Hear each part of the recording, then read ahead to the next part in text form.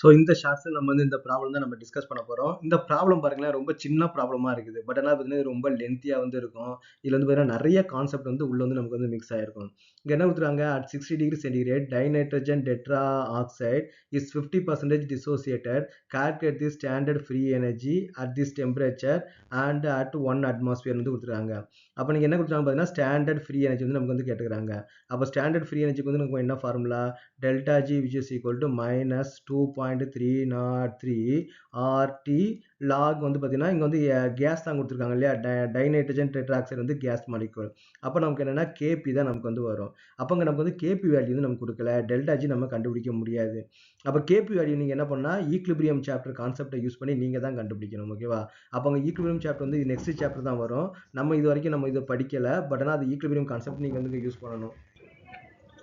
அப்போ நம்ம கேபி கண்டுபிடிக்கணும் அப்படின்னு வந்து பார்த்தீங்கன்னா ப்ராடக்டோட ப்ரெஷரும் ரியாக்டண்டோட ப்ரெஷரும் நமக்கு தெரியணும். அப்போ இங்கே என்ன ரியாக்டன்ட் என்ன ப்ராடக்ட்ன்றது நமக்கு தெரியணும். இங்கே என்ன ரியாக்டன்ட் கொடுத்துருக்காங்க, டைநைட்ரஜன் டெட்ரா ஆக்சைடு வந்து கொடுத்துருக்காங்க.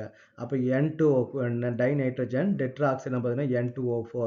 இது நமக்கு எப்படி டீகம்போஸ் ஆகும் பார்த்தீங்கன்னா 2NO2 நமக்கு வந்து டீகம்போஸ் ஆகும். ஓகே, அப்போ நம்ம இதுக்கு கேபி நம்ம எப்படி எழுதலாம், அப்போ KP which is equal to அப்போ partial pressure of NO2. Okay, partial pressure of NO2 the whole square, ஏன்னா இங்கே 2 மாலிகுல்ஸ் இருக்குது, அப்போ ஸ்கொயர் வந்து போடணும்.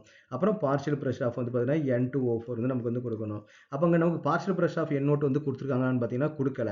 அப்போ நம்ம வந்து என்ன பண்ணணும், பார்ஷியல் ப்ரெஷர் ஆஃப் வந்து NO2 வந்து நம்ம கண்டுபிடிக்கணும். அப்போ பார்ஷியல் ப்ரெஷர் ஆஃப் NO2 நம்ம கண்டுபிடிக்கிறதுக்கு என்ன பண்ணணும், அதாவது பார்த்தீங்கன்னா P0 இன்ட்டு வந்து பார்த்தீங்கன்னா மோல் ஃப்ராக்ஷன் ஆஃப் வந்து NO2 வந்து நம்ம வந்து கண்டுபிடிக்கணும். ஓகேவா?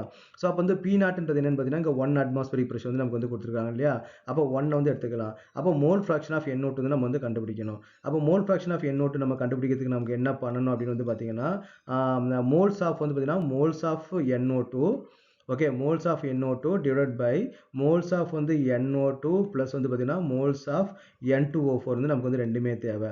அப்போ மோல்ஸ் ஆஃப் NO2 நமக்கு எப்படி கண்டுபிடிக்கலாம்னு பார்த்தீங்கன்னா இப்போ ஃபார் எக்ஸாம்பிள் வந்து பார்த்தீங்கன்னா இது வந்து இனிஷியலாக நீங்கள் வந்து ஒரு மாலிகுல் எடுத்துகிட்டு இருந்தீங்கன்னா 50% நமக்கு வந்து டீகம்போஸ் ஆயிடுச்சு இல்லையா.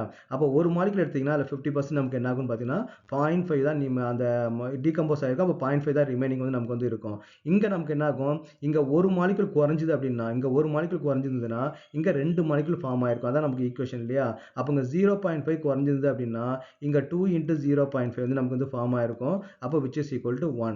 அப்போ இந்த P இதுலேருந்து நம்ம என்ன பண்ணலாம், இது வந்து 1 மோல், இது வந்து 1 மோல், இது வந்து பார்த்தீங்கன்னா 0.5 மோல் வந்து இருக்குது. அப்போ இதுலேயே நம்ம என்ன பண்ணலாம், XNO2 வந்து கண்டுபிடிக்கலாம். XNO2 வேல்யூ வந்து சப்ஸ்டிட் பண்ணி நம்ம என்ன பண்ணலாம், PNO2 வந்து கண்டுபிடிக்கலாம். இதே மாதிரி வந்து பார்த்தீங்கன்னா PN2O4 நம்ம கண்டுபிடிச்சு அந்த வேல்யூலாம் நீங்கள் சப்ஸ்டிட் பண்ணீங்கன்னா you will get correct answer.